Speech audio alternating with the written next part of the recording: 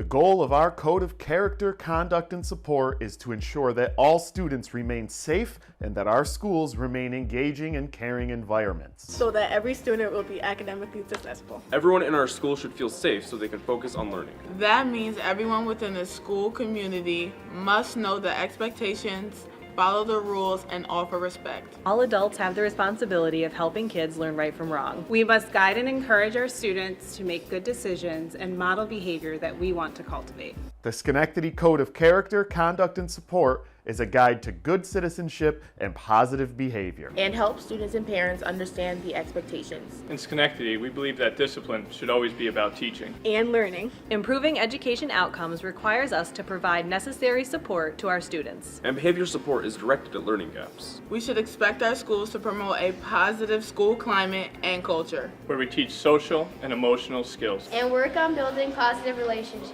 In Schenectady, we take a proactive role in nurturing pro-social behavior by providing a range of positive behavioral supports and opportunities for social emotional learning. In our schools, we practice trauma sensitivity. And instead of asking what's wrong with you, We should ask what happened. So the root cause of behavior can be identified. When a behavior incident happens, the goal should be to address it immediately and to keep things calm and as small as possible. Responses to behaviors are designed to prevent minor behavior issues from becoming major incidents. Students should always have the opportunity to tell their side of the story and reflect on what happened. Parents should also have an opportunity to work with the school to figure out why something happened and what we can do to work together to make it better. Parents should always receive a report of what happened and how the school responded. We should expect our principals, teachers, and all school staff to respond to behavior issues respectfully, fairly, and consistently. It's important to figure out why the behavior happened, help kids understand how their actions impact others, and how we can repair the harm that was caused. Interventions and consequences should be restorative in nature, including counseling, classroom circles,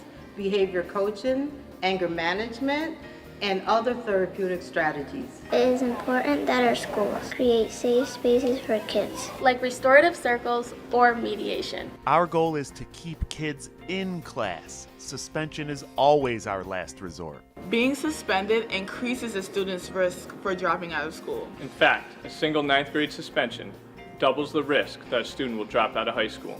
In our Code of Conduct, behaviors and responses are divided into 5 levels. With level 1 being a minor incident and level 5 being the most serious. Level 1 and 2 behaviors are things like absence from school, tardiness, leaving without permission, and lying. Schools should respond with in-school consequences and supports such as parent conference, restorative practice, or referral to the school-based support team. The SBST is a problem-solving team that includes the student and parent. The team supports social, emotional, and academic needs. A referral to SBST can be made by a parent, staff member, or administrator by contacting the school psychologist. Level 3 and 4 behaviors are more serious in nature and include fighting or vandalism.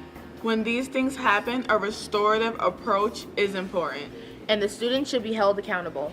And helping them understand the impact of their actions and working to change the behavior. If a student puts others at risk and other interventions have not worked, the student may be suspended. Again, this should always be a last resort. And level 5 behaviors are the most serious disruptions. These include gang activity, violent behavior, and weapon use. The goal is always to work together and repair harm. If a student is suspended, it should always be part of a larger strategy to help students learn from their mistakes. The diversion process is an alternative pathway that a student and parent can choose. Among the interventions is behavior therapy, anger replacement therapy, restorative practices, substance abuse evaluation and treatment, strengthening families, and family therapy. Suspension from school is a severe penalty, which may only be used when the student is violent or when behavior endangers the safety or mental welfare of others. When the superintendent or a principal decide to suspend a student for 5 days or less,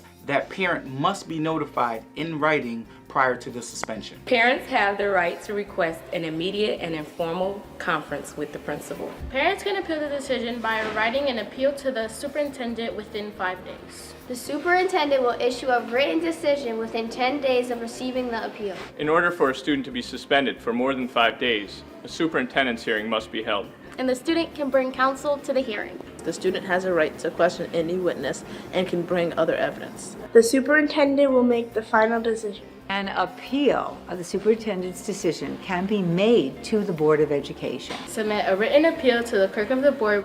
Before a student who is suspended returns to class, restorative interventions must be in place to address the behavior that resulted in that suspension. Abeyance conditions are something assigned to students who receive long-term suspensions. Completion of abeyance allows a student to come back to school from suspension sooner. Examples of interventions include peer mediation, fire prevention, mentoring, functional behavioral assessment, behavior intervention plans, and Check and Connect.